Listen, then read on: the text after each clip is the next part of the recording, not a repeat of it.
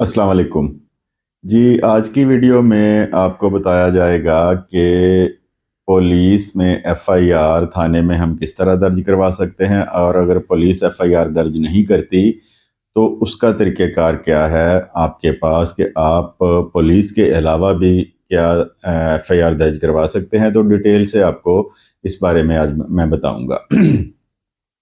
बदकिस्मती से हमारे मुल्क को आज़ाद हुए 1947 में आज़ाद हुआ था, लेकिन पुलिस में इस्लाहात नहीं हो सकी। पुलिस निज़ाम वही है जो अंग्रेज़ के दौर का था, और उन्होंने वो अवाम को दबाने के लिए पुलिस रूल्स बनाए थे।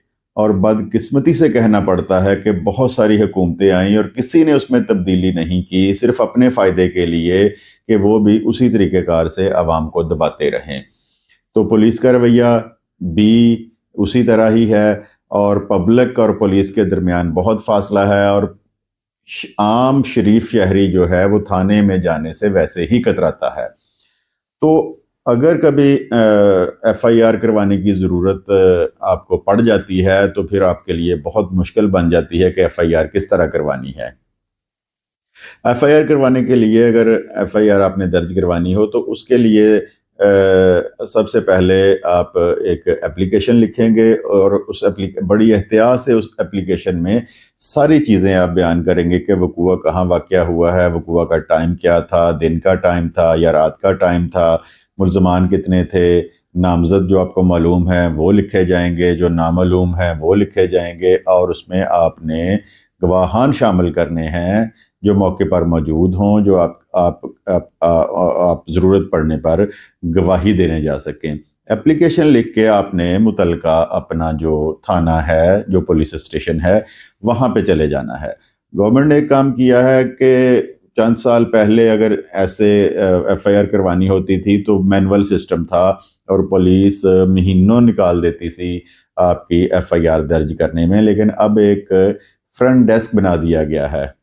आपने वो एप्लीकेशन वहाँ पे जाके देनी है, और वो आपके एप्लीकेशन वसूल करने के बाद एक कंप्यूटराइज स्लिप आपको देगा, और फिर आपका जो वो अंदराजे मुकदमा की दरख्वास्त है वो किसी एसआई या एएसआई रैंक के बंदे के पास चली जाएगी। वो अब दोनों पार्टियों को तलब करेगा, दोनों को सुनेगा, और अंदराजे मुकदमा का जो हो वो हुक्म देगा या वो मुकदमे का इंदराज करेगा। लेकिन बदकिस्मती से कि जो शरीफ आदमी है उसका मुकदमा दर्ज नहीं होता, और जो उस इलाके का मलक है, चौधरी है, एमएनए है, एमपीए है, या एमएनए एमपीए का करीबी बंदा है, अगर वो मेरिट पर ना भी हो तो उसका मुकदमा दर्ज हो जाता है, और आप अपना मुकदमा जो मेरिट पे बनता है वो दर्ज नहीं करवा सकते। तो उस सूरत में फिर आपने क्या करना है? उस सूरत में फिर आपने चले जाना है डिस्ट्रिक्ट कंप्लेंट सेल में। वो भी पुलिस से रिलेटेड ही है, और उसको लीड करता है या उसका इंचार्ज जो एसपी एसएसपी रैंक का बंदा होता है। आपने एप्लीकेशन लेके और वो कंप्यूटर वाली स्लिप लेके आपने वहाँ चले जाना है, वहाँ जाके आपने दरख्वास्त दे देनी है। लेकिन वहाँ भी अगर आपके साथ वही सलूक हो तो उसके बाद फिर आप अदालत जा सकते हैं। आपने अपने वकील के पास जाना है, आप असालतन या वकालतन दोनों तरीके से आप वहाँ पे जा सकते हैं।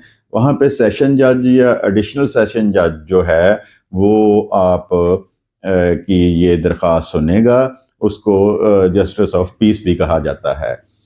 तो वो फिर आपकी दरख्वास्त सुनने के बाद, वसूल करने के बाद जो रिट पिटीशन आप करेंगे वो मुतलका थाने से कमेंट्स मंगवाएगा और दोनों पार्टियों को नोटिस करेगा, यानी आपको भी और जो दूसरी पार्टी है जिसके खिलाफ आप मुकदमा दर्ज करवाना चाह रहे हैं।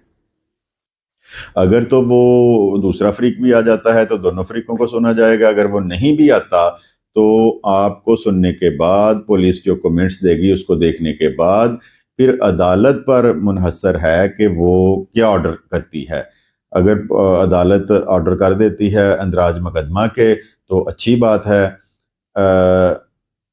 उसमें ये ज़रूरी नहीं है कि जो पुलिस कमेंट्स देगी उसकी रोशनी में अदालत फैसला करेगी। पुलिस गलत भी कमेंट्स दे सकती है। बदकिस्मती से फिर कहना पड़ता है कि हमारी पुलिस का जो निज़ाम है वो वही पुराना है تو وہ پھر پیسے لے کے آپ کے خلاف بھی کومنٹس دے سکتی ہے، لیکن عدالت اس چیز کی پابند نہیں ہے کہ پولیس کومنٹس پر وہ اندراج مقدمہ کا حکم دے۔ اگر کومنٹس آپ کے خلاف بھی آئے ہیں تو عدالت جو ہے، جو جسٹس آف پیس ہے، وہ آپ کے فیور میں اندراج مقدمہ کا حکم دے سکتا ہے۔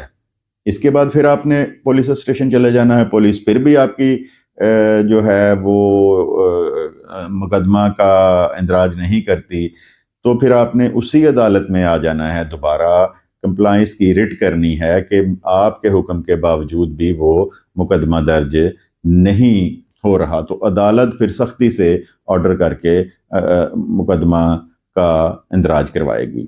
لیکن اس میں بھی ہے کہ اگر جو عدالت ہے، جو جسٹس آف پیس ہے، وہ آپ کا مقدمہ خارج کر دیتا ہے، آپ کی جو ریٹ ہے، تو اس صورت میں پھر ہاں یہاں پہ یہ بتا دوں کہ یہ جو عدالتی کارروائی ہوگی، یہ ضابطۂ فوجداری کی دفعہ 22A اور 22B کے تحت ہوگی۔ اگر جسٹس آف پیس بھی آپ کا مقدمہ درج کرنے کا حکم نہیں دیتا، تو پھر آپ کے پاس ایک اور فارم بھی ہے، وہ ہے ہائی کورٹ۔